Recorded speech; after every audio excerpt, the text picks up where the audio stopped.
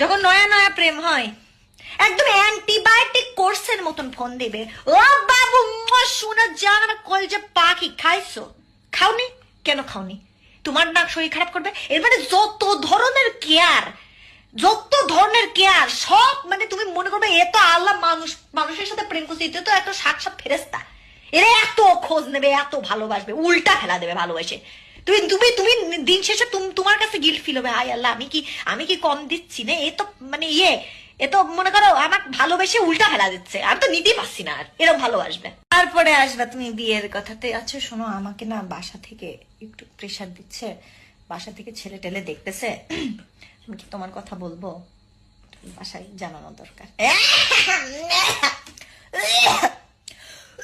আমার তো খুঁটি শক্ত হয়নি সোনা, আমি তো এখনো, আমার সময় লাগবে, আমার তো খুঁটি শক্ত হয়নি এখনো, তো আমি নিজের পায়ে দাঁড়াতে পারি।